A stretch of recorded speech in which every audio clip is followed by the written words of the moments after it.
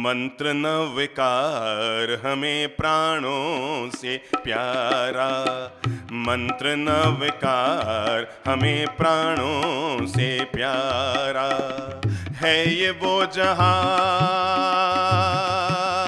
हो, है ये वो जहाज जिसने लाखों को तारा। मंत्र नमोकार हमें प्राणों से प्यारा, मंत्र नमोकार हमें प्राणों से प्यारा। अरिहंतों को नमन हमारे, अशुभ कर्म अरिहन न करे। अरिहंतों को नमन हमारे, अशुभ कर्म अरिहन न करे। सिद्धों के सुमिरन से आत्मा सिद्ध क्षेत्र को गमन करे। सिद्धों के सुमिरन से आत्मा सिद्ध क्षेत्र को गमन करे। भव भव में हो, भव भव में नहीं भ्रमे दोबारा। मंत्र नमोकार हमें प्राणों से प्यारा। है ये वो जहाज हो, है ये वो जहाज जिसने लाखों को तारा। मंत्र नमोकार हमें प्राणों से प्यारा, मंत्र नमोकार हमें प्राणों से प्यारा। तीसरा पद, आचार्यों के आचारों से निर्मल निज आचार करे। जय हो। आचार्यों के आचारों से निर्मल निज आचार करें। उपाध्याय का ध्यान धरें हम, संयम का सत्कार करें। सर्व साधु को हो, सर्व साधु को नमन हमारा। मंत्र नमोकार हमें प्राणों से प्यारा, मंत्र नमोकार हमें प्राणों से प्यारा। है ये वो जहाज,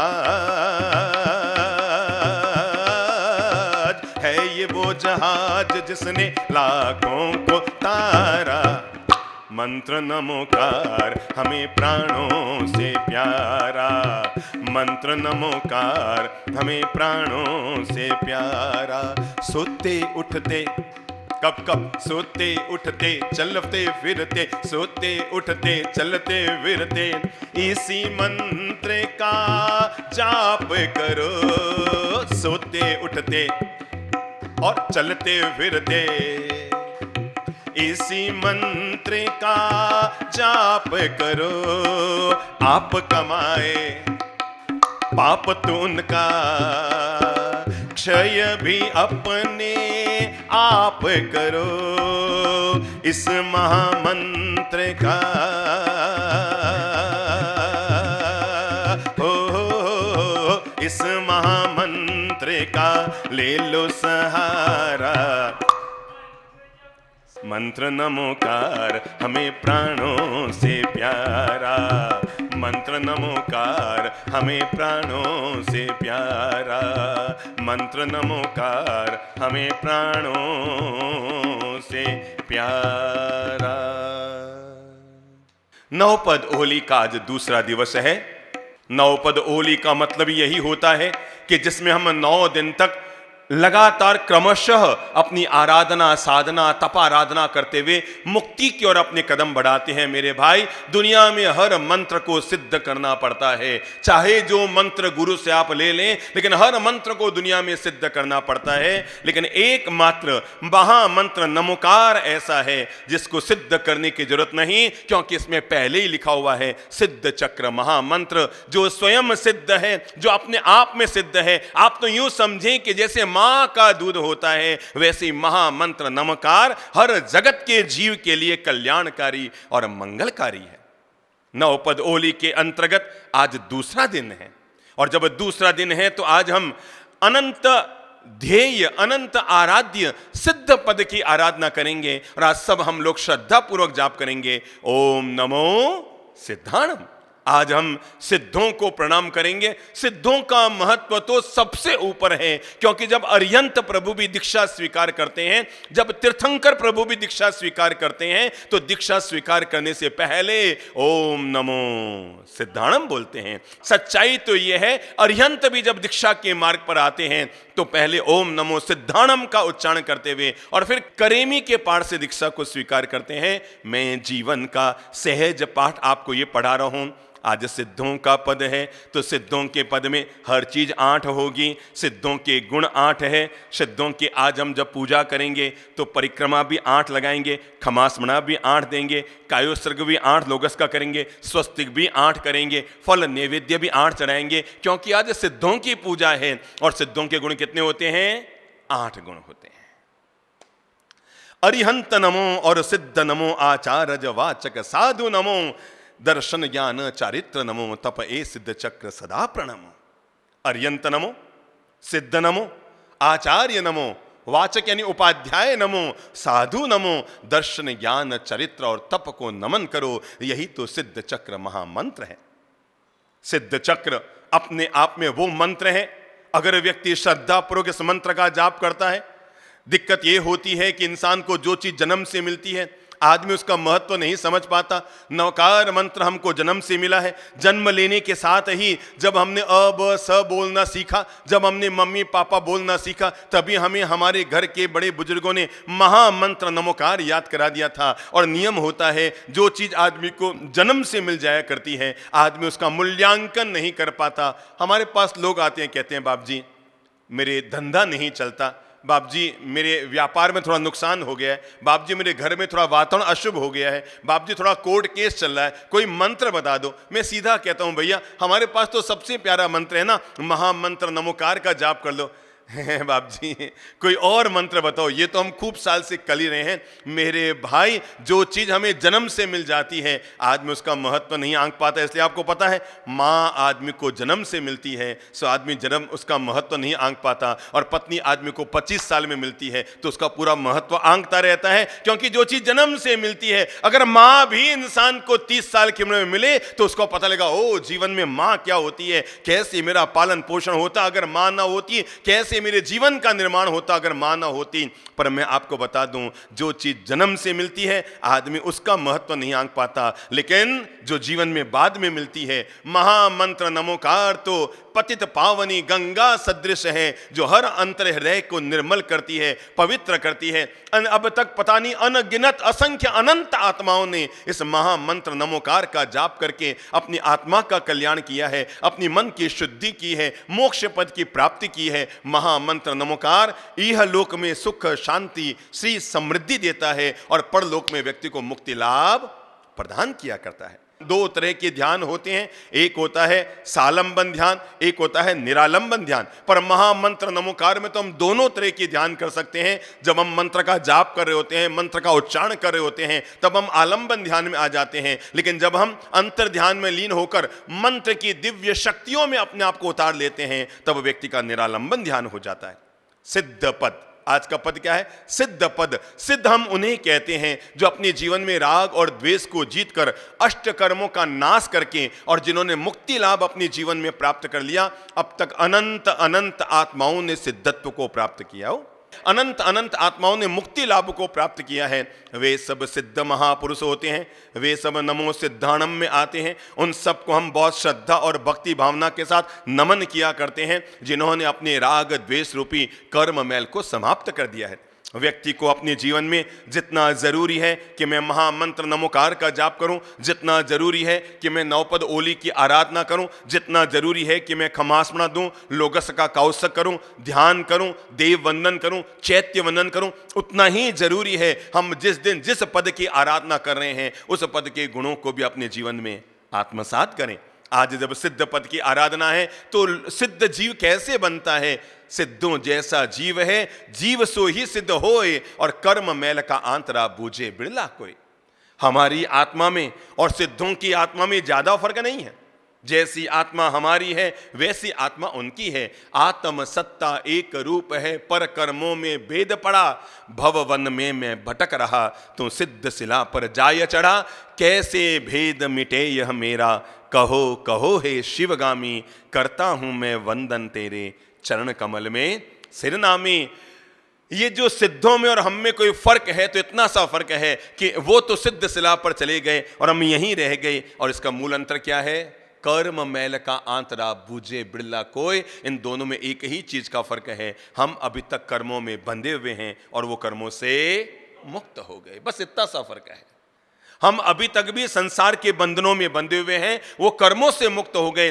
नमो सिद्धाणम का जाप करते हुए, सिद्ध स्वरूप का ध्यान करते हुए, सिद्धात्माओं के स्वरूप में लीन होते हुए हम पहला अनुचिंतन ये करेंगे, सिद्ध व्यक्ति दो चीजों से बनता है। नंबर एक, जब व्यक्ति राग पर विजय प्राप्त करता है, और जब व्यक्ति द्वेष पर विजय प्राप्त करता है तब व्यक्ति सिद्धात्मा के मूल स्वरूप में अपना कदम बढ़ाता है। और जब हम राग और द्वेष इन दोनों को जीतने की बात कर रहे हैं, व्यक्ति पहला संकल्प करे, मैं रागात्मक परिवार से अपने आप को दूर करूंगा। जमीन का राग, जायदाद का राग, पत्नी का राग, पति का राग, रंग का राग, स्वाद का राग, अलग अलग तरह के राग हमारे भीतर पलते रहते हैं। किसी को साड़ी का राग, साड़ी में भी साड़ी के रंग का राग, मुझे लाल साड़ी पहन ली, मुझे पीली साड़ी पहननी, मुझे वो साड़ी पहनी। इतना ही नहीं, वो चाहती है मेरा पति भी जो शर्ट पहने वो भी मेरे रंग से, मेरे साड़ी के कलर से मैच करता हुआ रंग पहने। हमें रंगों का राग है, हमें धन का राग है, हमें जमीन जायदाद का राग है। इतनी जमीन हमारे पास है कि हम और हमारी 7 पीढ़ी उन जमीनों पर जीती रहे तो भी जमीनें खत्म ना होगी। तब भी आदमी को लगता है और जमीनें खरीद लूं, और प्लॉट ले लूं, और मकान ले लूं। इतना सोना हमारे पास है कि हम जिंदगी भर पहनते रहेंगे तो भी खत्म नहीं होगा, तो भी मन करता है और खरीद लूं। इतने वस्त्र हमारे पास है कि 5-10 साल तक तो कुछ भी खरीदने की जरूरत नहीं रहेगी, लेकिन फिर भी जैसे ही दुकान के सामने से गुजरते हैं मन लुभा जाता है, एक साड़ी और खरीद लूं, एक और खरीद लूं, एक और ले लूं। अपरंपार इंसान संग्रह करता रहता है, अपरंपार इंसान बटोरता रहता है, पर अंततः जब जीव खाली हाथ जाता है तो उसमें से कुछ भी उसके साथ नहीं जाता। सो भगवान हमें कहते हैं, अगर तुम पूरी तरह से वीतराग के मार्ग पर नहीं आ सकते, पर कम से कम हमारे भीतर जो रागात्मक वृत्ति पल रही है, जीव को चाहिए कि वह रागात्मक वृत्ति जो मनुष्य के भीतर पल रही है उस रागात्मक वृत्ति को कम करे। और रागात्मक वृत्ति को कम करने के लिए पहला काम करो, वस्तुओं के प्रति जो हमारा आकर्षण है, वस्त्रों के प्रति जो हमारा आकर्षण है, जमीन जायदाद के प्रति जो हमारा आकर्षण है, सबके बीच रहो पर निसंग रहो। कहते हैं राजा के यहां किसी संत का आगमन हुआ, राजमहल में ठहरे। राजा ने बड़ी तबीयत से उनकी आओ भगत की, और इतना ही नहीं, उन्होंने संत से अनुरोध किया कि महाराज आज आपको अपने पात्र में नहीं खाना है, आज मैं आपको स्वर्ण पात्र में भोजन कराऊंगा। इतना ही नहीं, राजा ने अपने ही महल में संत को सुलवाया कि आज मैं आपको इतना सम्मान दूंगा कि आप भी याद रखेंगे मैंने आपको क्या सम्मान दिया। खूब राजा ने सेवा भक्ति की। अगले दिन जब संत सुबह सुबह रवाना होने वाले थे तो रवाना होते होते राजा ने संत से पूछा, महाराज एक बात बताओ। कि बोलो भाई, तुमने बहुत सेवा की। कि महाराज मैं रात भर सोया सोया सोचता रहा, कल आप भी दिन भर राजमहल में थे, मैं भी राजमहल में था।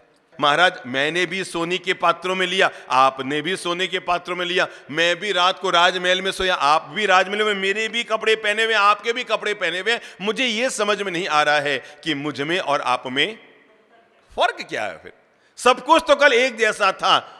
संत को लगा यार राजन बात तो तेरी सही है, ये तो मैं भी अभी नहीं समझ पा रहा हूं, मुझ में तुझ में फर्क क्या है। पर ठीक है भाई, जो भी है, तूने हमारी बहुत आव भगत की, हम आभारी हैं। संत रवाना हुए। राजा को लगा राजमहल के द्वार तक संत को छोड़कर आऊं। संत आगे पीछे पीछे, राजा राजमहल के द्वार तक पहुंचे। कहा भगवान नमस्कार। हाँ हाँ राजन, बहुत सुंदर, चलो चलो साथ चलो साथ चलो। नगर के दरवाजे तक आ गया राजा। पर महाराज तो ऐसे पक्के कि बोले ही नहीं कि ठीक है वापस चले जाओ। राजा तो एकदम उलझ गया, नगर के द्वार तक आ गया। 1 मील 2 मील 3 मील 9 बज गए, चले ही जा रहे हैं संत, राजा चले ही जा रहा है और बार बार कहते हैं हाँ चलो राजन चलो, राजन चलो, कोई दिक्कत नहीं, चलो चलो। राजा ने क्या, अब तक तो जितने लोग आए वो कहते थे रुको रुको हम निकल जाएंगे, और ये संत गजब क्या कहता चलो चलो, हाँ और चलो और चलो। 9:30 बज गए। अब राजा बार बार पीछे मुड़ के देख रहा है, बार बार पीछे मुड़ के देख रहा है, बार बार पीछे मुड़ के देख रहा है। और जब वो बार बार पीछे मुड़ के देख रहा था तो संत ने राजा से कहा भाई तुम चल तो मेरे साथ रहे हो, पर बार बार पीछे मुड़ के देख रहे हो, ये बार बार पीछे मुड़ के क्यों देख रहे हो? अरे महाराज क्या बात बताऊं, आप तो गजब के महाराज हो। अरे पीछे पीछे, मेरी राजरानियां पीछे, मेरा राजमहल पीछे, मेरा राजकोष पीछे, मेरी सारा नगर पीछे, मेरी सारी दुनिया पीछे रहेगी महाराज। मैं तो आपके साथ अकेला हूं, सब कुछ तो पीछे है। संत ने कहा राजन आशीर्वाद, जाओ अब अपने राजमहलों में वापस जाओ, पर जाते जाते अपने प्रश्न का जवाब जरूर ले जाओ, क्योंकि तुमने सुबह सुबह पूछा था मुझ में और तुझ में फर्क क्या है। राजन मुझ में और तुझ में कोई फर्क नहीं, मेरे भी शरीर है तुम्हारे भी शरीर है, मेरे भी वस्त्र है तुम्हारे भी वस्त्र है, मैं भी कल राजमहल में था तुम भी कल राजमहल में थे, मैं भी राजमहल से निकल कर आया हूं तुम भी राजमहल से निकल कर आए हो। फर्क इतना सा है, मैं आगे देख रहा हूं तुम पीछे देख रहे हो। ये फर्क जब तक बना रहेगा तुम गृहस्थ और संत हम बने रहेंगे। क्या फर्क? दोनों एक ही जगह से आए हैं, पर मैं किधर देख रहा हूं? किधर?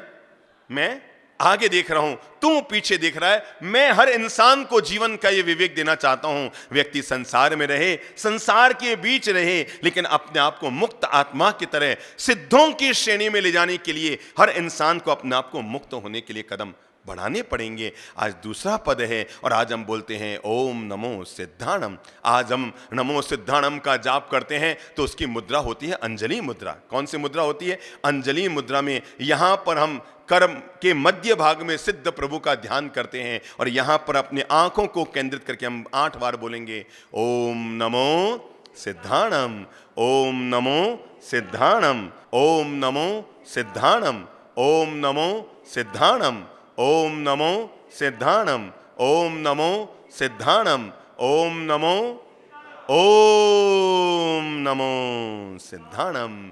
सिद्धों को हमारे नमस्कार हो। अंजलि मुद्रा करते हुए हम सिद्ध प्रभु को प्रणाम करते हैं। सिद्ध प्रभु को प्रणाम करते हुए भावना भाते हैं कि हमारे जीवन में भी सिद्धत्व साकार हो। रूपातीत स्वभावजे केवल दंसन नानी रे, ते ध्याता निज आत्मा होए सिद्ध स्वरूपे आणी रे। आत्म स्वरूप का ध्यान करते करते जीवात्मा सिद्धत्व को, सिद्ध क्षेत्र को प्राप्त कर लेता है, मुक्ति को प्राप्त कर लेता है। भगवान कहते हैं कर्म के 2 बीज हैं। नंबर 1 राग, नंबर 2 द्वेष। रागोय दोषो बियकम बियम। कर्म के 2 बीज हैं, एक का नाम राग है और एक का नाम द्वेष है, पर इन दोनों पर जो विजय प्राप्त कर लेता है वो सिद्धत्व की ओर अपने कदम बढ़ाने शुरू कर देता है। देखो अपने अंतर हृदय पे ध्यान करो। नवपद और सिद्ध चक्र की हम स्थापना करते हैं। हमारे हृदय के भाग पर हम कैसे नवपद की स्थापना करते हैं? अंगुली लाइए। नंबर 1 मध्य भाग, क्या पद है यहां? अरिहंत, ठीक है ना। नवपद की स्थापना करते हैं, हृदय चक्र पर हम नवपद का ध्यान कर सकते हैं। नंबर 1 अरिहंत, कंठ के नीचे। नंबर 2 सिद्ध, नंबर 3 आचार्य, नंबर 4 उपाध्याय, नंबर 5 साधु। समझ गए? मध्य क्षेत्र में कौन है? अरिहंत। ऊपरी क्षेत्र में सिद्ध, इधर में आचार्य, नीचे में उपाध्याय और इधर में साधु। अभी 4 और बाकी है। अब चलो शुरू करते हैं वापस। अरिहंत, सिद्ध, आचार्य, उपाध्याय और साधु। दर्शन, ज्ञान, चरित्र, तप। हो गए ना सिद्ध चक्र की हृदय में स्थापना। ऐसे हम अपने हाथ पर भी सिद्ध चक्र का ध्यान कर सकते हैं। अरिहंत, सिद्ध, आचार्य, उपाध्याय, साधु, दर्शन, ज्ञान, चरित्र, तप, 9 पदों की अंतर हृदय में स्थापना करके हम एक एक दिन एक एक पद की आराधना करते हैं। ये 9 पद में 5 पद तो ऐसे हैं जो व्यक्तिवाचक न होकर वो सबके सब पदवाचक है। अरिहंत के, सिद्ध की, पूरे सिद्ध चक्र महामंत्र में एक भी पद ऐसा नहीं है जिसमें किसी व्यक्ति विशेष का नाम लिया गया हो। ब्रह्मांड में जितने अरिहंत हैं उन सबको प्रणाम हो, ब्रह्मांड में जितने सिद्ध प्रभु हैं उन सबको प्रणाम हो। मंत्र जाप करने के लिए कुछ पहली आवश्यकताएं। नंबर 1, जब भी हम मंत्र जाप करें पहला ध्यान रखें, मंत्र जाप करते समय 2 दिशाओं का चयन करना चाहिए। नंबर 1, पूर्व दिशा।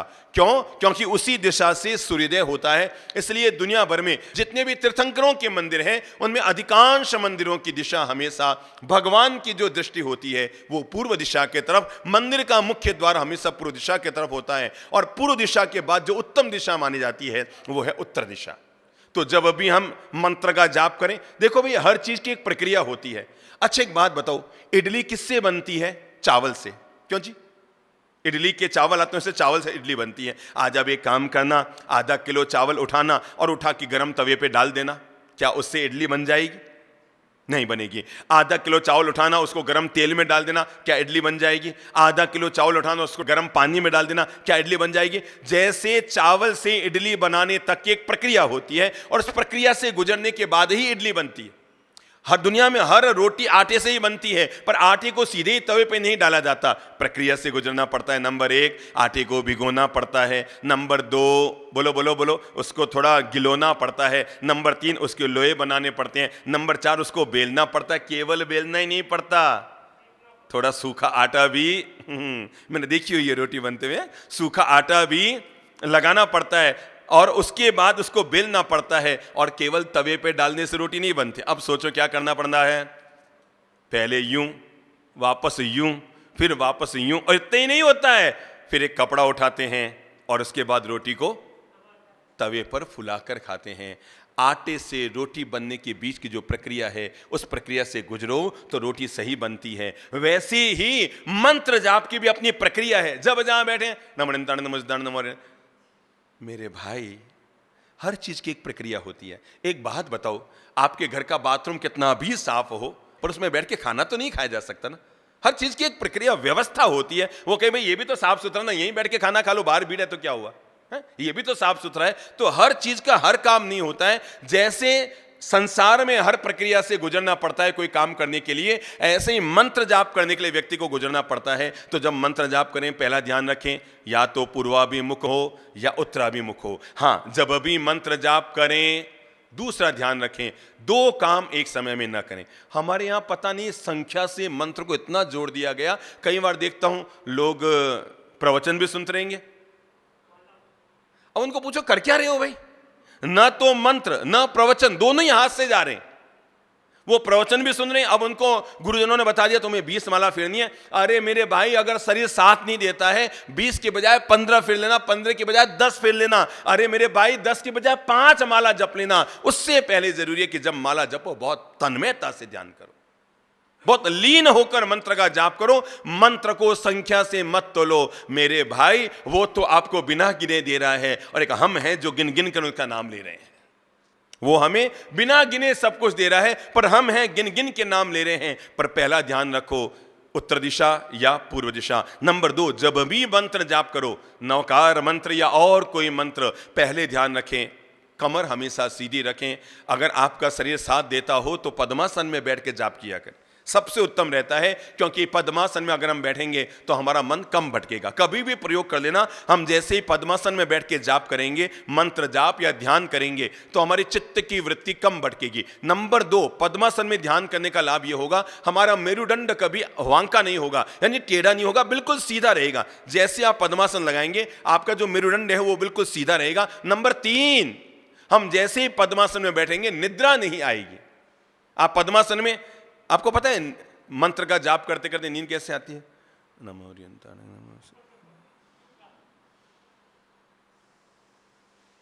सजगता पूर्वक पूर्ण ध्यान, सजगता पूर्वक आत्म चेतना के साथ मंत्र का जाप कीजिए। जब भी मंत्र का जाप करे पहले उसका उच्चारण कीजिए 3 बार 5 बार। जैसे आपको ओम नमो सिद्धाणम का जाप करना है, ओम ह्रीम श्रीम श्री नमो सिद्धाणम, ओम ह्रीम श्रीम श्री नमो सिद्धाणम, ओम ह्रीम श्रीम श्री नमो सिद्धाणम। अपने आभा मंडल को सिद्धत्व की आभा से भरने दीजिए। उसके बाद अपनी श्वासों श्वास में ओम नमो सिद्धाणम या जो भी मंत्र आप जाप कर रहे हैं श्वासों श्वास में रमण करने दीजिए। उसके बाद अपने आज्ञा चक्र पर, ललाट पर मंत्र के स्वरूप का ध्यान कीजिए और उसके बाद ब्रह्मरंध्र में लीन होकर फिर मंत्र का जाप करना शुरू कर दीजिए। अब आप जब मंत्र का जाप करेंगे तो किसी भी प्रकार के मन में भटकने की स्थिति आपके भीतर नहीं होगी। तो अगर हो सके तो किस में करें? पद्मासन में करें। और अगर पद्मासन में नहीं भी कर सकते, भले आप सुखासन में बैठे।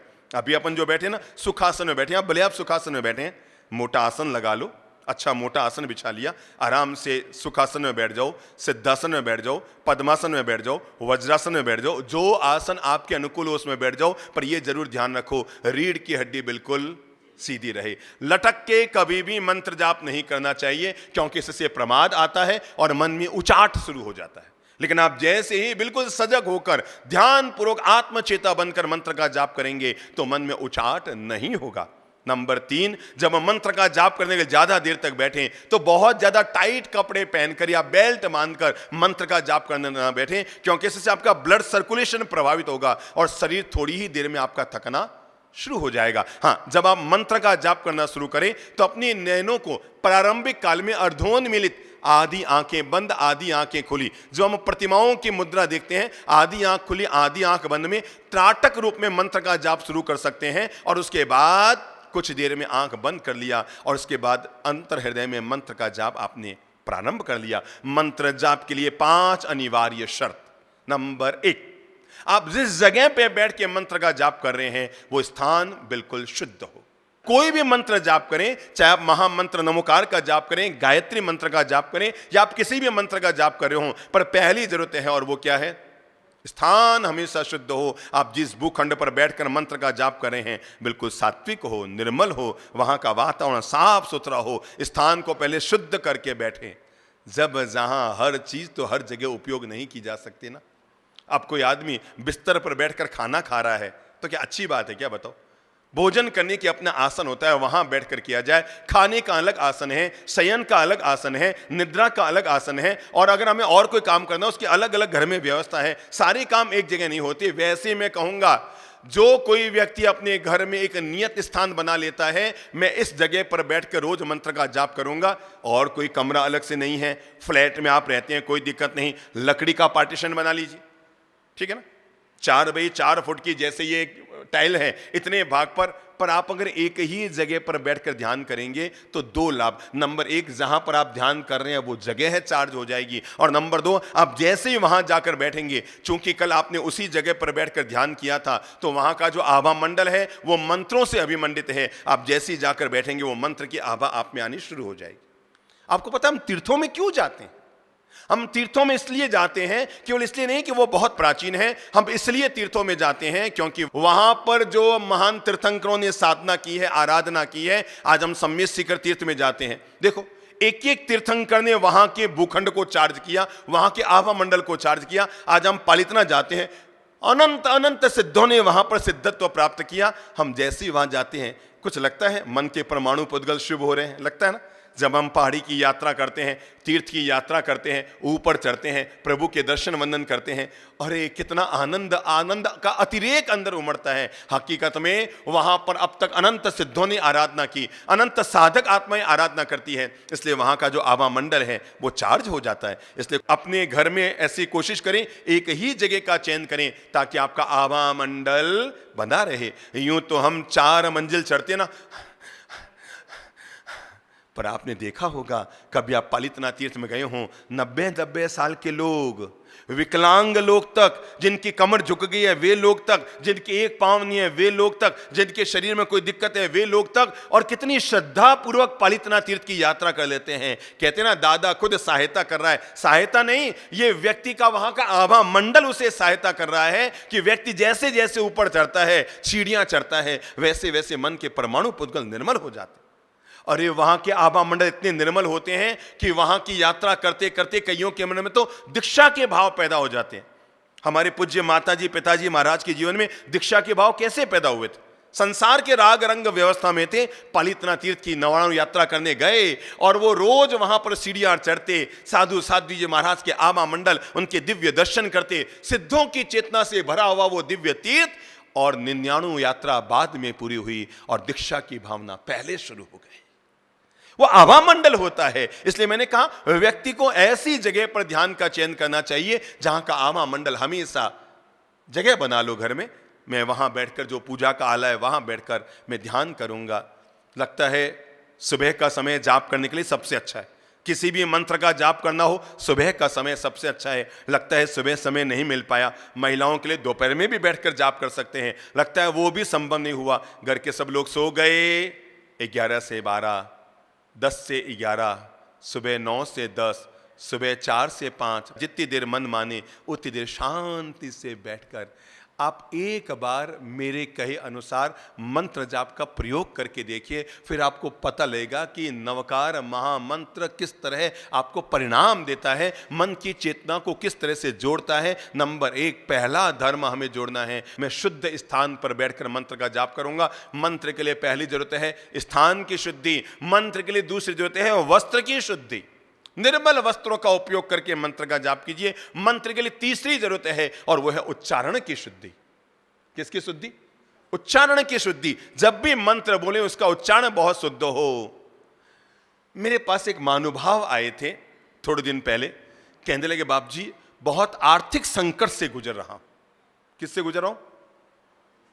संयोग की बात, जब वो गाड़ी से उतर रहे थे तो ऊपर से मेरी नजर उन पर पड़ी और मैंने देखा करीबन 50 लाख रुपए की गाड़ी होती है ना, बड़ी वाली 60 लाख रुपए, वो उससे निकल कर आए और बात ही बात में कहने लगे बाप जी आर्थिक संकट से गुजर रहा हूं। मुझे लगा यार इधर तो फकड़ महाराज बैठे हैं, तो भी कोई संकट से नहीं गुजर रहे हैं, और वहां वो 50 लाख की गाड़ी से निकल कर आया है और आते ही 2 मिनट बाद शुरू की, बाप जी थोड़ा जरूरी काम से आया हूं। मैं क्यों? बोलो भाई। बाप जी थोड़ा सा आर्थिक संकट से गुजर रहा हूं। मैंने कहा भाई थोड़ा धर्म आराधना कर लो, ईश्वर की आराधना कर लो। भाई संत के पास जाओगे तो वो तो यही मार्ग बताएंगे ना, वो धर्म का वही मार्ग बताएंगे जिसमें आपको मुक्ति का लाभ मिले। मेरे भाई हम जब भी नवकार मंत्र का जाप करते हैं एक बात ध्यान रखना, किसान खेत में खेती किसके लिए करता है? धान के लिए करता है या घास के लिए करता है? बोलो, जोर से बोलो, सब सुनने वाले बोलो। धान के लिए करता है। पर मुझे एक बात बताओ, धान से पहले क्या आती है? बस हम जो महामंत्र का नवकार का जाप करते हैं, सिद्ध चक्र ओली की आराधना करते हैं। मैना सुंदरी ने सिद्ध चक्र ओली की आराधना की थी। आराधना तो मुक्ति के लिए की थी, यानी धान को पाने के लिए की थी, पर संसार के सुख तो मुफ्त में मिल जाया करते हैं। ठीक वैसे ही जैसे किसान को धान तो बाद में मिलती है पर घास पहले मिल जाती है, ऐसी जब हम मंत्र का जाप करते हैं संसार के सुख, संस्कारशील परिवार, अच्छा संपन्न घर, जीवन में सुख शांति सी समृद्धि, ये तो घास की तरह आती है। पर हमारा लक्ष्य, किसान का लक्ष्य धान उगाना है, घास उगाना नहीं। और हमारा मोक्ष साधना लक्ष्य है, संसार की भावना नहीं। पर संसार की उपलब्धियां अपने आप आती है। मैंने, अब वो आए बैठे, बाप जी कुछ बताओ। मैंने कहा भाई साहब कुछ भी कर लो। तो मैंने कहा आप करते क्या हो? क्या? मैं रोज नवस्मरण का जाप करता हूं, रोज नवस्मरण का पाठ करता हूं। मैंने कहा भाई नवस्मरण का कोई पाठ करता हो और उसको आर्थिक संकट आ जाए, बात गले तो नहीं उतरती कि नहीं बाप जी रोज मैं नवस्मरण का पाठ करता हूं। मैंने कहा कितना समय लगता है बाप जी? 15 मिनट में पूरा हो जाता है। मुझे लगा एक करोगे तो भी 15 मिनट में पूरा नहीं होगा, और आप 9 के 9 है बाप जी फटाफट कर लेता हूं मैं तो। जिंदगी में याद रखना, फटाफट झटाझट ये जीवन में कभी कोई परिणाम नहीं देते हैं। एक नवकार मंत्र की अगर आप माला जपेंगे तो मेरी नज़र में कम से कम अगर आपने धैर्य और शांतिपूर्वक माला जपी है तो 18 से 20 मिनट तो कम से कम लगेगा ही लगेगा। पर हम इतने भागम भाग में चलते रहते हैं। नमो नमो नमो। हमारे जब संवत्सरी में 160 नवकार मंत्र का जाप होता ना तो होड़ लगी रहती है, पहले किसने बोला नमो ओरियंताणाम। अरे धीरज से कर लो जाप मेरे भाई, धीरज से कर लो प्रार्थना मेरे भाई, धीरज से कर लो मंत्र जाप मेरे भाई। कोई जल्दी थोड़ी है, भागम भाग थोड़ी है। साल में एक दिन बैठे हो, उसमें भी कम से कम शुद्धि पूर्वक उच्चारण की शुद्धि अगर हम नहीं रखते हैं, कैसे करो मंत्र का जाप? नमो अरिहंताणम, नमो सिद्धाणम, नमो आयरियाणम, नमो उवज्जायणम, नमो लोए सव्वसाहुणम। ऐसो पंच नमुक्कारो या सिद्ध चक्र में आना हो तो नमो दंसनस, नमो नाणस, नमो चरितस और नमो तवस। उच्चारण बिल्कुल शुद्ध होना चाहिए, क्योंकि बिना शुद्ध उच्चारण, बोलो तो चिंता, बोलो सब चिंता, बिंदी हटा के बोलो। अच्छा सब बोलो कुंती। कुंती माता कौन थी? पांडवों की मां, मालूम है ना? कुंती पांडवों की मां। एक अक्षर, एक शब्द तो बहुत दूर की बात है, एक बिंदी का फर्क कितना अर्थ का अनर्थ कर देता है। सभी बोलो कुंती, बिंदी हटाकर बोलो। अरे रे रे रे रे, रात दिन का फर्क हो गया। इसका मतलब यह हुआ, मंत्र के उच्चारण के लिए जैसे एक बिंदी लग जाए तो अर्थ का अनर्थ कर देती है और बिंदी हट जाए तो अर्थ को बदल देती है, ऐसे ही मंत्र है। कैसे बोलते हैं हम लोग? नमो ताण, नमो दान, नमो आर्यण, नमो ज्ञान, नमो ले सब ये सुबह नमो कर सो पवना से मंगलान सब पढ़ वही मंग। बोलो उन्होंने क्या बोला? सब खोटे खोटे बोल दिए। नमो अरिहंताणम, नमो सिद्धाणम, नमो आयरियाणम। 90% लोग क्या बोलते हैं? नमो आर्याणम, है ना? नमो आर्याण, नमो ज्ञान, नमो शुद्ध बोलो। नमो आयरियाणम, नमो उवज्जायणम, नमो लोए सवसाहुणम। नहीं, सव का मतलब तो बहुत उल्टा हो जाता है। नमो लोए सव्वसाहुणम, डबल व का उच्चारण करो। उच्चारण की शुद्धि होनी बहुत जरूरी है, और मैंने कहा उच्चारण की शुद्धि होनी जरूरी, उतना ही मैं कहना चाहूंगा मुख शुद्धि होनी बहुत जरूरी है। जब हम मंत्र जाप करें हमारा मुख बिल्कुल शुद्ध हो। मैं प्रत्येक व्यक्ति से अनुरोध करूंगा, जो व्यक्ति भी महामंत्र नमोकार का जाप करते हैं उन्हें अपने मुंह में कभी भी कोई गलत व्यसन का उपयोग नहीं करना चाहिए। अगर वो गुटखा खाते हैं, अगर वो तंबाकू खाते हैं, अगर वो सिगरेट पीते हैं या इससे भी आगे बढ़कर पीने का काम भी करते हैं, मैं उन सभी लोगों से कहूंगा वो मंत्र उसके लिए कभी भी परिणामदेह नहीं होगा, हमेशा आसुरी शक्ति का काम करेगा। अगर हमारा मुख शुद्ध नहीं है तो किसी भी मंत्र का जाप करने वाले व्यक्ति के लिए पहली जरूरत है उसके मुंह में कोई गलत चीज नहीं जानी चाहिए। और अंतिम जो शुद्धि की जरूरत है वो है हृदय की शुद्धि। जब व्यक्ति इतनी चीजों को शुद्ध करने के बाद अपने कदम बढ़ाता है किसी मंत्र का जाप करने के लिए, मंत्र की आराधना करने के लिए, तो वो मंत्र व्यक्ति को परिणाम देता है। कल हम चल रहे थे श्रीपाल और मैना सुंदरी की महान जीवन गाथा से, और हमने देखा किस तरह व्यक्ति के कर्म का उपद्रव आता है। कैसे जो व्यक्ति थोड़ी देर पहले राजा बना हुआ था और थोड़ी देर के बाद ही रंक बना, किन्हीं कोड़ियों के दल के बीच पहुंच गया। क्या भाग्य की लीला है, क्या कर्म की लीला है। कर्म हंसावे, कर्म रोवावे, और कर्म बड़ो ही बलवान के वारी जाओ। कर्मा ने मेरे भाई जिंदगी में डरना हो तो भगवान से मत डरना, भगवान से तो हमेशा प्रेम करना। अगर डरना है तो जिंदगी में कर्मों से डरना, क्योंकि कर्म तो भगवान का भी पीछा नहीं छोड़ते।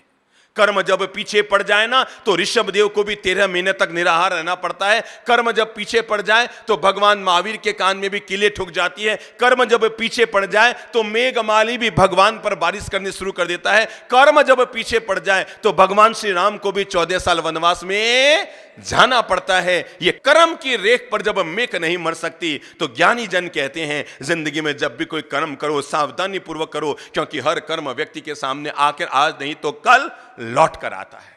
आप जो जो बोलते हैं लौट कर आएगा, आप जो जो करते हैं लौट कर आएगा, आप जो जो कहते हैं लौट कर आएगा। जीवन में सबसे बच सकता है आदमी, पर अपने किए हुए कर्मों से कभी भी बच नहीं सकता। और अब ये परिणाम देखो, कल तक जो व्यक्ति सांझ तक एक नगर का राजा था चंपापुरी का, आज वो व्यक्ति जंगलों में अपनी मां की गोद में भटक रहा है और एक घूंट दूध पीने के लिए तरस रहा है। मां से कह रहा मुझे दूध पीना है। मां कहती है बेटा दूध कहां से लाऊं इस जंगल में। कल तक जो राजा था 2 पल में रंक बन गया। और इधर जब वो मां समझ जाती है कि अब चाचा जी सेन के सैनिक अब कभी भी आकर के मेरे पुत्र पर हमला कर सकते हैं, अपने पुत्र के प्राणों को बचाने के लिए, तब वो निर्णय करती है। जो 700 कोड़ियों का दल आ रहा है, वो कोड़ी कहते हैं हे महारानी हम आपकी सारी व्यथा समझ गए हैं, हमें नहीं पता हम आपकी क्या सहायता कर सकते हैं, पर आज हम एक सहायता आपकी कर सकते हैं, आप अपने बच्चे को हमें दे दो। बीच में आप हमारे पास एक खाली खच्चर है, हमें वैसे भी अपने लिए एक राजा की तलाश थी, चलो आज ये राजकुमार हमारा राजा बन जाएगा। क्या आज ये राजकुमार हमारा राजा बन जाएगा? रानी कमल प्रभा ने बहुत सोचा, तय है कोड़ियों के दल में गया किसको कोड़ होना तय।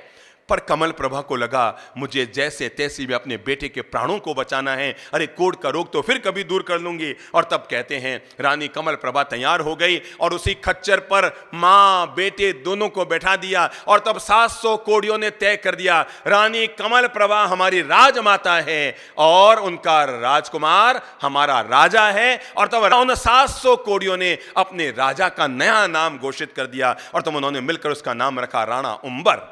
क्या नाम रखा?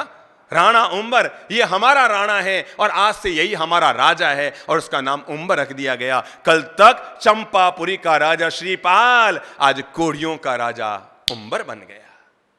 इधर वो अजित सेन के शत्रु, अजित सेन के सैनिक निकल पड़े रानी कमल प्रभा और श्रीपाल की तलाश में। अजित सेन ने कहा था हर हालत में उनको जिंदा या मुर्दा मेरे सामने हाजिर किया जाए और श्रीपाल जीवित न रहे इसकी व्यवस्था की जाए। चारों तरफ सैनिक दौड़ाए गए क्योंकि उन्हें पता था अगर जिंदा रह गया तो वापस आकर मुझ पर आक्रमण करेगा बड़ा होकर। जड़ न रहे तो पेड़ कहां से रहेगा, जड़ से ही काट दो। और उसकी तलाश के लिए चारों तरफ सैनिक भटकते भटकते वो सैनिक आखिर पहुंच गए उन्हीं कोड़ियों के पास कि तुमने यहां पर एक महिला को, एक बच्चे को गोद में ले जाते हुए देखा? कोड़ियों ने कहा भाई हमने कुछ नहीं देखा, हमें कोई पता नहीं है।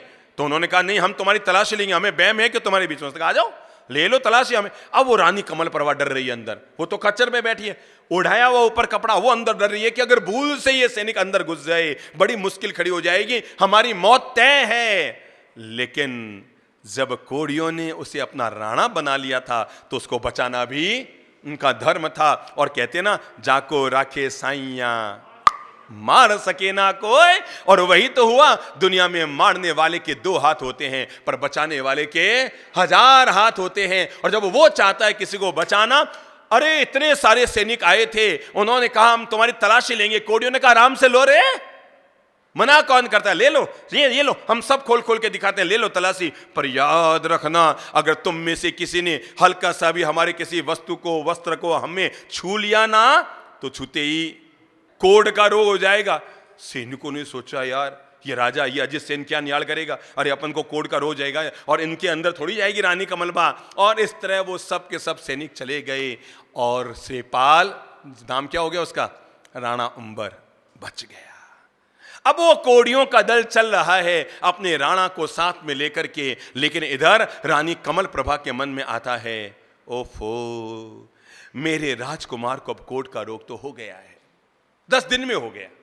10 दिन उनके साथ रहे कि श्रीपाल कुमार को कोड़ का रोग हो गया, मैं इसका कोई उपाय करूंगी। और तब वो अपने बेटे को कोड़ियों के भरोसे छोड़कर कहती है कि मैं जा रही हूं किसी ज्ञानी गुरु महाराज के पास और वहां पर जाकर कोड़ के रोग को दूर करने की दवा लाऊंगी। मेरे कोड़ियों, मेरे बेटे का भी कोड़ मिटाऊंगी और तुम सब लोगों का भी कोड़ मिटा दूंगी। मेरे गुरु महाराज है, बहुत दूर वो विहार कर रहे हैं, मैं उनके पास जाती हूं और जाकर के वहां से औषधि लेकर आती हूं। इस तरह मां और बेटे का विछोह हो गया।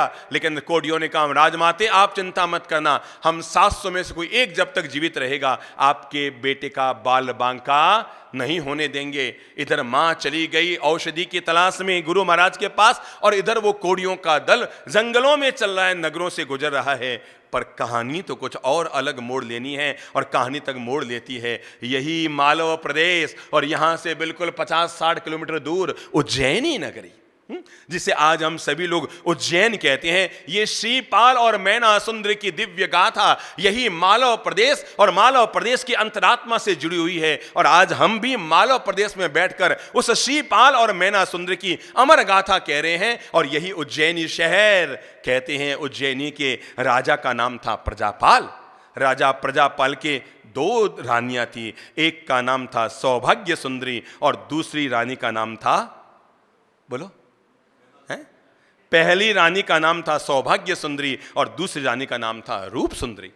सौभाग्य सुंदरी से जिस 2 संतानों का राज उनके यहां जन्म हुआ, 2 बेटियां एक साथ आई। राजा प्रजापाल के बेटा नहीं हुआ, दोनों ही रानियों से एक बेटी आई। एक बेटी का नाम रखा गया मैना सुंदरी और दूसरी बेटी का नाम रखा गया सुर सुंदरी। यूं समझे जिस बेटी का जन्म सौभाग्य सुंदरी के कोख से हुआ था, किसी कोख से, सौभाग्य सुंदरी के कोख से हुआ उसका नाम रखा गया सुर सुंदरी, और जिसका जन्म रूप सुंदरी के कोख से हुआ उसका नाम क्या रखा गया? मैना सुंदरी। दोनों बहिनें, एक राजा की बेटी, पर माताएं दोनों की अलग और दोनों के संस्कार देने के तरीके अलग। जब दोनों धीरे धीरे बड़ी हो गई, उनके पढ़ाई की उम्र आने लगी, तो तय हुआ कि अब उन्हें गुरु महाराज के पास, गुरुजनों के पास, ज्ञानी जनों के पास, गुरुकुल में इनको शिक्षकों के पास पढ़ने के लिए भेजना है। तो सुर सुंदरी की मां सौभाग्य सुंदरी ने कहा, मैं तो जो लौकिक ज्ञान ज्यादा देता है ऐसे गुरु के पास अपनी बेटी को पढ़ने के लिए भेजूंगी। पर रूप सुंदरी ने कहा, मैं तो ऐसे ज्ञानी के पास अपनी बेटी को पढ़ने भेजूंगी जो लौकिक ज्ञान भी देता है और परलोक यानी अध्यात्म का भी ज्ञान देता है। मैं तो ऐसे जिनागम में विश्वास रखने वाले किसी ज्ञानी पंडित के पास अपनी बेटी को पढ़ने भेजूंगी। दोनों बेटियों की पढ़ाई की व्यवस्थाएं शुरू हो गई। सुर सुंदरी ने शास्त्रों को पढ़ा, उसमें पारंगत हो गई, 64 कला में पारंगत हो गई, शब्द शास्त्र में निष्णात हो गई, चिकित्सा में निष्णात हो गई और शस्त्र चालन में निष्णात हो गई। और इधर मैना सुंदरी, वो तो किसी जिनागम जैन शुद्ध श्रावक जो पंडित थे उनके पास वो पढ़ने के लिए गई, और वहां पर उसने उनके सानिध्य में रहकर जिन धर्म का ज्ञान प्राप्त किया, उसने वहां पर रहकर भगवान की दिव्य वाणी को प्राप्त किया। काव्य कला, संगीत कला, गायन कला, वादन कला, ज्योतिष कला, विविध कला, इतना ही नहीं, उसने नव तत्व का ज्ञान प्राप्त किया, कर्म ग्रंथ का ज्ञान प्राप्त किया, षड द्रव्य का ज्ञान प्राप्त किया, जीव तत्व का ज्ञान प्राप्त किया, सारे चीजों का उसने वहां पर ज्ञान प्राप्त किया। वर्ष पर वर्ष बीते, दोनों बिटियाएं और बड़ी हो गई, पढ़ लिख कर दोनों तैयार हो गए। फिर से नाम ध्यान में ले लो, राजा प्रजापाल की 2 बेटियां, एक का नाम था सुर सुंदरी और दूसरी का नाम मैना सुंदरी। सुर सुंदरी ने अपनी पढ़ाई वहां शुरू की जहां पर उसे संस्कार की बात नहीं सिखाई गई, वहां पर उसे अभिभावकों के प्रति आदर अदब की बात नहीं सिखाई गई, वहां पर उसे ईश्वर की पूजा अर्चना नहीं सिखाई गई, केवल लौकिक ज्ञान लेती रही। और मैना सुंदरी एक ऐसे गुरु के सानिध्य में उसने ज्ञान प्राप्त किया जहां पर उसने लौकिक ज्ञान तो प्राप्त किया ही, लेकिन साथ में आध्यात्मिक ज्ञान को भी उसने उपलब्ध किया। धीरे धीरे युवा हुई। एक दिन राजसभा में दोनों बेटियां हाजिर थी, दोनों की गुरु और दोनों की माताएं भी हाजिर थी, और बात ही बात में राजा को लगा कि आज मुझे अपनी दोनों बिटियाओं की ज्ञान की परीक्षा लेनी चाहिए कि दोनों बिटियाओं ने ज्ञान में क्या क्या हासिल किया है, इनका ज्ञान पक्ष कितना मजबूत हुआ है। बात ही बात में राजा ने अपनी बिटियाओं के एक एक चीज के बारे में पूछा, काव्य, लक्षण, साहित्य, विविध विषयों के बारे में जानकारी ली, और बात ही बात में उसने पूछा, बेटियाओं बताओ पुण्य से व्यक्ति को क्या मिलता है? क्या पूछा? किंग पुण्येन फलम, पुण्य से व्यक्ति को क्या मिलता है? पहले सुरसुंदरी बोली, उसने कहा पुण्य से आदमी को धन मिलता है, पुण्य से आदमी को यौवन मिलता है, पुण्य से आदमी को होशियारी मिलती है, पुण्य से आदमी को सौंदर्य मिलता है, पुण्य से आदमी को मन पसंद पति और परिवार मिलता है। मैना सुंदरी को मौका दिया गया कि बताओ पुण्य से क्या मिलता है। उसने कहा, हे राजन, हे पिताश्री, पुण्य से व्यक्ति को विनय मिलता है, पुण्य से व्यक्ति को विवेक मिलता है, पुण्य से व्यक्ति को मन की प्रसन्नता, चित्त की शांति और मन की शांति मिलती है, पुण्य से व्यक्ति को शील संपन्नता मिलती है, और पुण्य से व्यक्ति को मोक्ष का मार्ग मिलता है। राजा चौंका कि इन दोनों के जवाब में इतना फर्क, एक संसार की बातें करे और एक ऊंची ऊंची ऊंची जो बातें ठोक रही है। पर राजा चूंकि भौतिक व्यवस्थाओं में जी रहा था तो उसे लगा कि नहीं, ये जो कौन सुर सुंदरी कह रही है वो बात सही है। और बात ही बात में राजा ने कहा, मैं तुम्हारा पिता हूं, मैं राजा हूं, मैं चाहूं तो किसी को महान बना दूं, मैं चाहूं तो किसी को धनवान बना दूं, मैं चाहूं तो किसी को गरीब बना दूं, मैं चाहूं तो किसी को आसमान में चढ़ा दूं, मैं चाहूं तो किसी को जमीनी पर पटक दूं। सुर सुंदरी हाँ में हाँ मिला रही थी। पर मैना सुंदरी ने कहा, पिताश्री, किसी भी व्यक्ति को अभिमान नहीं करना चाहिए, क्योंकि दुनिया में हम कुछ नहीं करते, हमें वही करना पड़ता है जो कर्म हमें कराते हैं, जो भाग्य हमें कराता है। इंसान वही फल प्राप्त करता है जो अपने द्वारा इंसान कर्म को करता है, तो किए हुए कर्मों का ही फल इंसान को भोगना पड़ता है। राजा ने कहा, नहीं, क्या कर्म वर्म क्या होता है? जो करता है राजा करता है, जो करता है मैं करता हूं। आज तुम हमारे एक राजकुल में पैदा हुई, मेरे कारण पैदा हुई। आज तुम्हारा इतना उत्तम लालन पालन हुआ, मेरे कारण हुआ। आज किसी राजघराने में तुम्हारी शादी होगी, मेरे कारण होने। वो अभिमान से भरा हुआ राजा हर चीज में मेरा मेरा मेरा मेरा कह रहा था। सुसुंदरी हाँ में हाँ मिला, हाँ पिताश्री बिल्कुल जो कर रहे हैं आप कर रहे हैं। मैनासुंदरी ने कहा मैंने जो गुरुजनों से जाना है, हे पिताश्री बिल्कुल सब कुछ आप ही करते होंगे, पर एक बात ध्यान रखना, जो कुछ होता है व्यक्ति के कर्म से प्राप्त होता है। तब राजा ने कहा अच्छा बता, क्या मेरे राजकुल में मैंने तुम्हारा इतना उत्तम पालन पोषण किया, ये कर्मों से मैंने क्या कर्म क्या करते? तो उसने कहा राजन पिताश्री मैं आपके राजघर में पैदा हुई, ये भी शुभ कर्मों के कारण पैदा हुई। इंसान जो पाता है कर्म से पाता है। दोनों में बहस चलती रही, सारी रात सभा का माहौल बिगड़ गया। सुरसुंदरी तो हाँ में हाँ हाँ, उसकी क्या इच्छा थी? दरअसल वो चालाक थी, और चालाकी में उसकी क्या थी, वो जिससे प्रेम करती थी ना, वो राजकुमार अरिदमन वहीं पर आया हुआ था। तो उसको लगा अगर मैं पिता की हाँ में हाँ मिलाऊंगा तो मेरे इसके साथ गोटी फिट हो जाएगी, यानी मेरे इसके साथ विवाह हो जाएगा। और अगर मैं हाँ में ना कहा और फिर मैं अपने पिता को कहूंगा मैं इससे शादी करूं तो नहीं होगा। वो हर हाँ में हाँ पिताश्री। मैना समझती क्या, ये तो आपका अनादर कर रही है, ये तो आपका ये कर रही है। मैना तो राजकुल में पैदा होने के काबिल ही नहीं थी, ये पता नहीं हमारे घर में कहां से पैदा हो गई, ये तो पता नहीं कर्म इसके कर्म इसको कहां ले जाएंगे। महाराज मुझे तो पता है जो कुछ करते हैं वो आप करते हैं। राजा अपनी बेटी सुरसुंदरी पे प्रसन्न हुआ, बोल तुझे क्या चाहिए, मैं तेरा शुभ विवाह कर दूं, अगर तू यहां किसी को पसंद करती हो तो। आंख से आंख मिल रही थी और सुरसुंदरी अरिदमन को पसंद कर रही थी। शंख पुष्पे राजा अरिदमन के साथ सुरसुंदरी का विवाह वहीं तय हो गया। गुस्से में भरा हुआ राजा प्रजापाल, गुस्से में, क्रोध में, कहते ना क्रोध में नर होता कंगाल, क्रोध में खूब बजाता गाल। आदमी को जब गुस्सा आता है ना तो आदमी आउट ऑफ कंट्रोल हो जाता है, उसे पता ही नहीं लगता वो कौन सा सही और गलत निर्णय कर रहा है। और इसी गुस्से में वो भरा हुआ था और वो मैनासुंदरी को अंट संट बोले जा रहा था। पर मैनासुंदरी बिल्कुल हाथ जोड़, पिताश्री आप कुछ भी बोले, पर एक बात तय है, अगर आप मुझे मिले, आप कहते हैं ना सब कुछ आपने किया, बिल्कुल आपने किया, पर आप मुझे मिले ये भी मेरे शुभ कर्मों का परिणाम है। इंसान जो जीवन में पाता है अपने ही किए हुए कर्मों का फल पाता है।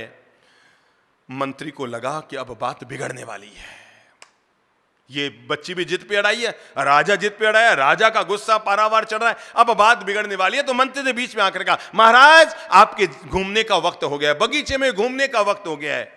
राजा टाइम देखता, हाँ बिल्कुल हो गया, गुस्से में भरा, मैं इससे बाद में बात करूंगा, देखता हूं इसके कर्म से क्या देते हैं। और वो गुस्से में भरा हुआ राजमहल से निकल गया।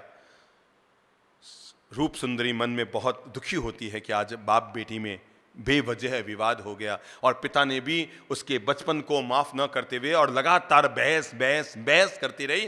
ठीक है, बात बिगड़ने का योग था, बिगड़ गई। इधर वो निकले बाहर, राजा प्रजापाल बगीचे में घूमने के लिए निकले, और इधर जब घूमने के लिए निकले, नगर के बाहर पहुंचे, देखा धूल उड़कर आ रही है, तेज धूल उड़कर आ रही है। तो उन्हें लगे धूल कहां से आ रही है, रास्ता घुमा लें। वो रास्ता घुमाए, उससे पहले ही सामने से एक आदमी दौड़ते हुए यार कहने लगा महाराज रुकिए, हम सब कोढ़ी लोग हैं, हम 700 कोढ़ी आए हैं, हमारा राणा उम्बर हमारे साथ है, खच्चर टट्टू पर हम उसको बैठा कर दे महाराज, हमारे पास बाकी सब तो है, पर हम एक याचना करने के लिए आए आपके पास।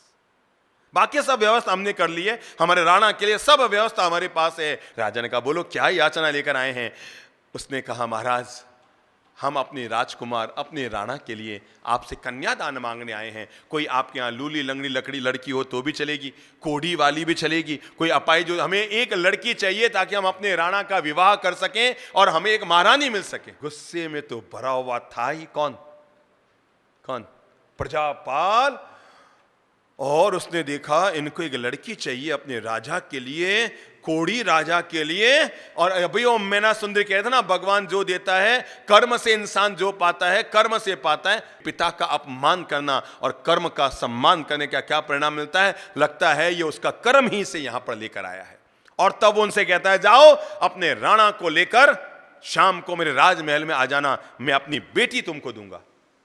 वो कहता है महाराज कैसी मजाक करे हो हमारे साथ, हमारी आपकी बेटी हमें कहां, कैसी मजाक, नहीं मेरी बेटी के साथ मैंने अगर जबान खोल दी तो वही होगा, राजमहल में आ जाओ, बारात लेकर आ जाओ। वो आते हैं राजमहल में, इधर कोढ़ियों का वो समूह 700 कोढ़ी नगर में चले, पूरे नगर में हाका मच गया, ये क्या हो रहा है, कोढ़ी नगर में कैसे आ गए। और फिर पता लगा राजा ने इनको बुलाया कि कोढ़ियों के दल को राजा बुला रहे हैं, तो लोग उसके पीछे उत्सुक बने हुए आ गए और पूरे नगर में विद्युत की तरह सारी खबर फैल गई कि राजा अपनी बेटी का शादी कोढ़ियों के साथ करने वाला है, कोढ़ियों के साथ करने वाला, कोढ़ियों के साथ करने वाला है। और कहते हैं राजा राजमहल में आया, पीछे वो कोड़ियों का दल आ रहा है। पूरे नगर में हाहाकार मच गया, हजारों नर नारी इकट्ठे होकर पीछे आ रहे हैं। ये राजा पागल हो गया है, इसकी बेटी पागल हो गई है, अरे पता नहीं कौन सा राजमहल में विवाद हो गया, राजा अपनी बेटी की शादी कोड़ियों के साथ करा रहा है, राजकुमारी की शादी कोड़ियों के साथ। राजा राजमहल में आता है, मैना को बुलाता है और बुलाकर पूछता है, बोल तुझे जो मिला अपने बाप की बदौलत मिला कि भाग्य की बदौलत मिला? उसने कहा, पिताश्री अंतिम शब्द सुन लीजिए, अगर आप भी मुझे मिले हैं तो मेरे भाग्य की बदौलत मिले हैं। जो आपसे मुझे मिला है वो भी इंसान को किस्मत और भाग्य की बदौलत मिली है। मैं आपका बहुत सम्मान करती हूँ, मैं आपकी बहुत आदर अदब करती हूँ, पर मैं गुरुजनों से जो मैंने ज्ञान पाया है, मैं तो वही जिनागम का ज्ञान आपको प्रस्तुत कर रही हूँ। राजा गुस्से में भरा हुआ है, वो कहता अगर ऐसा है तो ले, तुझे लगता है ना जो कुछ मिल रहा है तेरे भाग्य से मिल रहा है, तो ये सामने जो कोड़ियों का दल आ रहा है, इसका जो कोड़ियों का राणा है आ रहा है राजमहल में, लगता है तेरा भाग्य ही से लेकर आया है, और मैं अपना कन्यादान, अपनी बेटी का विवाह, तेरा विवाह इसके साथ कर रहा हूं, बोल अब तू क्या बोलेगी? उसने कहा, राजन शीश आंखों पर।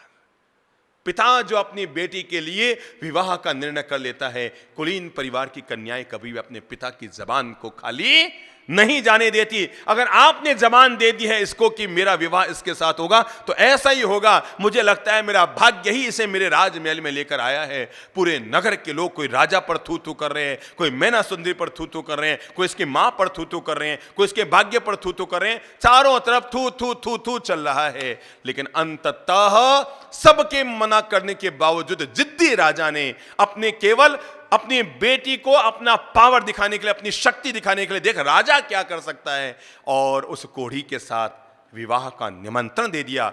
वो कोढ़ी राणा उम्बर बार बार मना करता है, राजन ये अनुचित संयोग बैठा रहे, कहां ये राजकन्या, कहां मैं कोढ़ी, राजन ये अनुचित हो रहा है, राजन ये अनुचित हो रहा है। पर गुस्से में भरा हुआ राजा कहता है, जो मैं कर रहा हूं वही उचित है, और अंततः उसी राजसभा में दोनों का विवाह हो जाता है। कोढ़ी राणा उम्बर के साथ मैना सुंदरी का विवाह संपन्न हो जाता है। पूरे नगर में हाहाकार मच जाता है, ये क्या हुआ? कोई राजा का अपयश कर रहा है, कोई जिना आगम का अपयश कर रहा है, कोई किसी का अपयश कर रहा है, अपयश की बातें चल रही हैं। लेकिन मैना बिल्कुल शांत है, बिल्कुल शांत है, बिल्कुल शांत है। उसका मन किंचित भी प्रभावित नहीं है। वो अपने भाग्य में आए हुए इस अनमोल उपहार को भी ईश्वर की कृपा मानकर, तीर्थंकर भगवंतों की कृपा मानकर, अपने भाग्य का परिणाम मानकर उसे स्वीकार कर लेती है। और इस तरह मैना सुंदरी का विवाह और राणा उम्बर के साथ विवाह हो जाता है, और वो राजमहल से विदा हो जाते हैं। आने वाला कल हमें बताएगा कि किस तरह से राणा उम्बर अब अपने जीवन में विकास के, प्रगति के नए द्वार कैसे खुलता है, और किस तरह से राणा उम्बर अपने कोढ़ के रोग को मिटाने की कौन सी प्रक्रिया होती है, उससे गुजरकर राणा उम्बर एक दिन ऐसा आएगा जब इस इतिहास का सबसे महान राजा श्रीपाल बन जाएगा। आने वाले कल को हम फिर इसके बारे में जानकारी लेंगे।